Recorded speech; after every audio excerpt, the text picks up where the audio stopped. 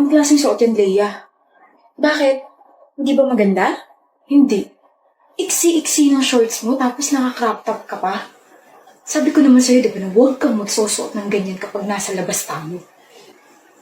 Ang tigas-tigas ng ulo mo. Mainit kasi tsaka... Tsaka ano? Tsaka Roy, komportable ako sa ganito eh. Nagrarason ka pa? Eh kung sampalin ko kaya yung bibig mo. Easy ka lang. Sino ka naman? Rems. Tambay ako sa tindahan doon. Kaya nagpakalam ko. Nagtanong kay baliw. Ano bang kailangan mo ha? Hindi mo ba nakikita na nagkakaroon kami ng diskusyon ng girlfriend ko? Lumapit ako kasi pagbubuhatan mo na kamay itong shota mo. Ayos ka lang ba, miss? Opo. Hoy, huwag kang mangailam dito. Umalis ka sa harap namin. Ayoko nga. Kabit ka siguro nitong girlfriend ko kaya ganyan ka makakastano. Kabit mo ba to, Leia? Hindi. Hoy, tumutulong lang ako. Paano ako naging kabit? Malandi ka? At ikaw naman, gusto mo suntukan tayo? Suntukan? Tara! Sobra ka na eh. Teka, anong gagawin mo? Uupakan tong shota mo. Kalima! Prank lang to. Ano? Prank lang to. Prank? Prank. Nandun yung camera. Mukha ba ako nakikipagbiruan sa inyo? Pasensya na, pre. Mahilig lang taga kami gumawa ng pranks eh. Pang content lang sa YouTube. Content yung mukha nyo. Nung nasapak pala kita, makukulong pa ako dahil sa mga kalokohan nyo. Mga baliw. Cut mo, Gabi. Mali pa nga tayo na na-prank. That was close. Yeah. Owie! Ano naman, Kayla? Wala pa nga eh. Sungit mo talaga. Ano ba yun? Mapasukan sana ng langaw yung bunganga mo. Sorry. Inuuna kasi tawa bago yung sasabihin eh. Ano ba yun? Anong Tagalog ng electricity na pwedeng inumin sa Korea? Ano?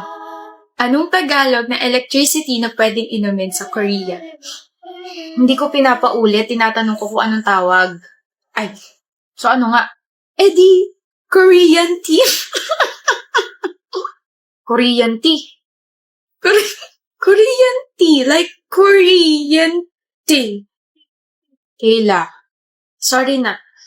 Ang totoo niyan, kaya nandito ako sa Harmon kasi may tatanong ako. Seryoso mo naman. Kasi, Owie, bakit? May masakit ba sa'yo? May nakapagsabi sa akin na binabackstab mo raw ako. Ano? Ikaw? Babackstabin ko? Sabi ni Daisy, binabackstab mo raw ako. Sino si Daisy? Daisy ni Roland. They hate it. Kung di lang kita jowa, matagal na kitang winokatan. Ba't ba ang init ng ulo mo? Nag-check kasi ako ng akad stuff. Ay, we. Anong ay, we? I will run into the midnight sun. Kailan naman? Sorry na, Owie.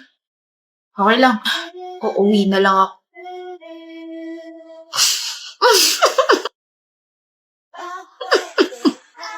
Ano ba gusto mo?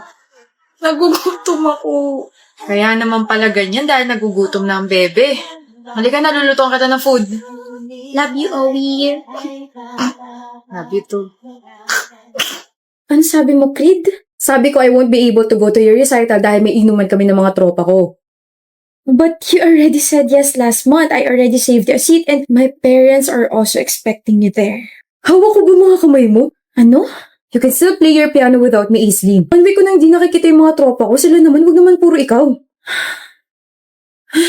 Did you have fun last night? With your friends? Oo naman, sobrang saya nilang kasama. Solid talaga, grabe. Hindi mo sinabing may mga babaeng kasama. Ano ka ba, matik na yun? Tsaka mga syota nila yun. Alang na mapaalis ko sila para sa'yo, di ba? Sino yung babaeng katabi mo rito sa video na to? Ayan, tropa yun ng girlfriend ng tropa ko. Her hand is on your lap. Papamasahe kasi siya ng kamay. I'm jealous. Aislinn, kahit sino magpapamasahe sa'yo, hindi mo matatanggihan. Tsaka nakakaya sa mga tropa ko baka kung ano isipin nila sa akin. Yung iisipin ko hindi mo naisip? Gahanap ka ba ng away, ha? Masyado mo pinapalaki yung gulo, bahala ka nga dyan. Creed! Finally, kanina pa kita hinahanap. Uy, Vic, kumusta ka na? Tsaka, bakit mo kahanap? I just wanna thank you for making me happy nung inuman. Dahil minasahe mo yung kamay ko. Wala yun. I wanna invite you nga pala for dinner later. Kasama yung mga tropa. Sure! Creed, may family dinner tayo mamaya. Oh, bawal ka, Creed. Sayang naman, minsan lang tayo makompleto eh. Gagawa kong paraan. Babe, ilang beses ko naman nakakasama sa dinner sila tita. Pagbigyan mo na ako. Kakakita mo lang sa kanila last week, di ba? Ano ba, Islin? Isang taon na tayo pero yung mga tropa ko, they've been there before you. Gawa mo ng paraan yan, ha? I'll be there, Beck. Wait lang, CR lang ako. Okay. So you're Creed's girlfriend? I'm Beck. To be honest, I like your boyfriend. He's soft, he's caring, and the way he looked at me nung inuman, gosh, nakakatunaw. I wanna snatch him from you. Joke! Do it. What? Sabi ko gawin mo. Snatch him. Are you serious? Bakit parang di ka makapaniwala? Hindi mo ba inaasahan na papatulong kayo sinabi mo? Are you challenging me because I won't back off? Sa nakikita ko is very interested sa akin. Tignan mo na lang kung paano mabaliw sa akin yung boyfriend mo. Aislinn! It's so nice to see you around dito sa campus. Nga pala, meet my boyfriend, si Creed. Hi. Hi, Creed. Hi, I hope nagsisisi ka na pinakawalan mo siya. Pinakawalan ba ang tawag sa nahuling naglolo ko siya? Sana kasi mas naging mabait ka sa akin. I told you I can snatch him from you. Proud ka? Of course! I mean, I made you cry. Wait, yung ba yung sinabi ni Creed sa'yo na umiyak ako? I got hurt but I never cried. I never shed a single tear for this boy. Creed, hindi mo sinabing you begged me to forgive you yesterday na hindi mo na ako lolokohin ulit? Nalumuhod ka sa harap ng parents ko kasi pati sila nalaman yung mga pinagagawa mo?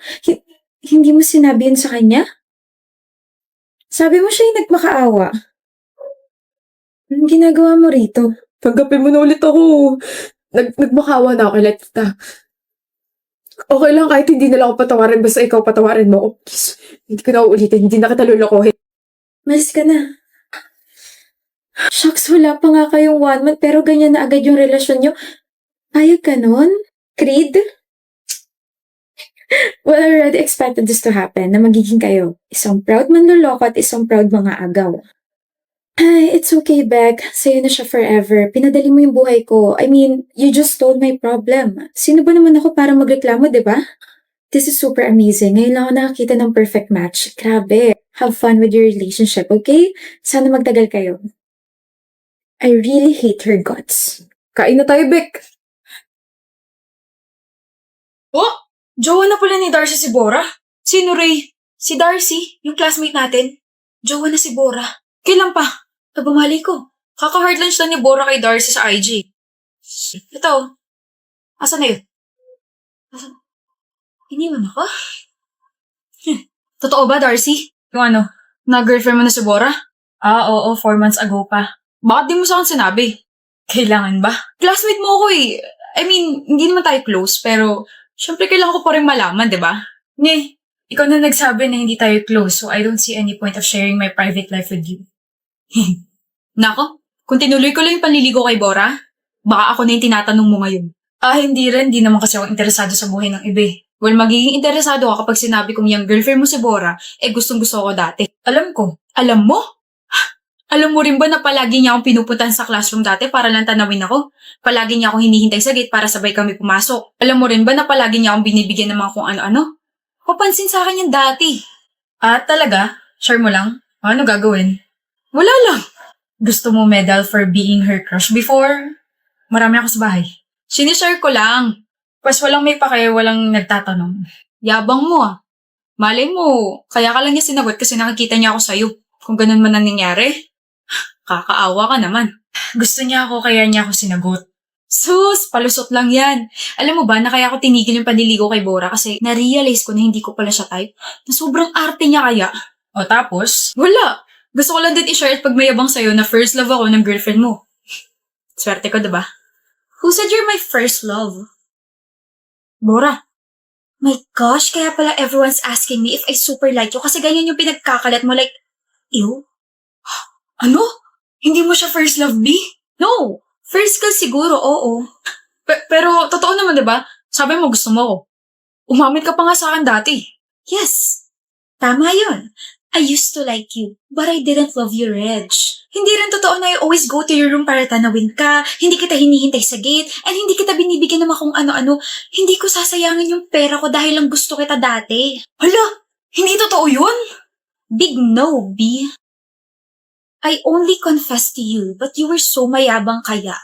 Tapos not true rin kaya na tinigil mo yung panliligaw mo, na hindi nga kita binigyan ng chance para ligawan ako eh.